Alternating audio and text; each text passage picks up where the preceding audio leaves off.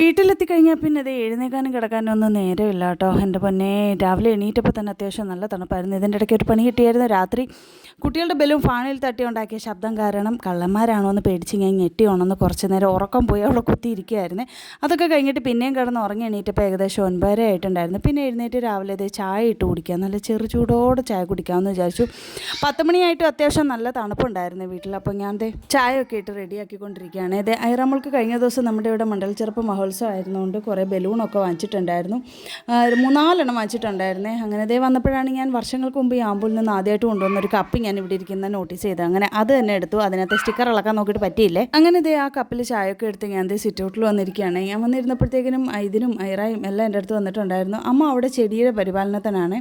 അങ്ങനെ ഐറാമോൾ വന്ന് അവളുടെ ബലൂൺ എന്തേന്ന് തപ്പി ബലൂണൊക്കെ തപ്പിയെടുത്ത് കഴിഞ്ഞപ്പോൾ അമ്മ വൈൻ ലെമൺ എന്താ ഇതിൻ്റെ പേരെന്ന് എനിക്ക് കറക്റ്റായിട്ട് അറിയത്തില്ല.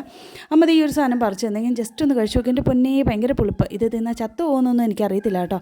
അങ്ങനെ ഞാൻ കഴിച്ചു കഴിഞ്ഞപ്പോൾ കുഴപ്പമൊന്നുമില്ലായിരുന്നു. പിന്നെ പിള്ളേർക്ക് നൂഡിൽസ് മതിയെന്ന് പറഞ്ഞ് നൂഡിൽസൊക്കെ ഉണ്ടാക്കാനായിട്ട് കയറി. ഈ ലെമൺ വൈൻ എന്തിനാണ് യൂസ് ചെയ്യുന്നതെന്ന് എനിക്കറിയത്തില്ല. ഞാൻ 2-3 വീഡിയോസിലൊക്കെ കണ്ടിട്ടുണ്ടായിരുന്നു. വൈൻ ഉണ്ടാക്കും എന്നൊക്കെ ഇങ്ങനെ പറഞ്ഞു കേട്ടിട്ടുണ്ട്. സത്യമാണോ ഇല്ലയോ എന്നൊന്നും എനിക്കറിയത്തില്ല. അങ്ങനെ നല്ല അടിപൊളിയായിട്ട് നൂഡിൽസൊക്കെ ഉണ്ടാക്കി കഴിച്ച് ഞങ്ങൾ നല്ല അടിപൊളിയായിട്ടിരുന്നു. അപ്പോൾ ഇന്നത്തെ ഉള്ളൂ. പറ്റേ ടാറ്റാ.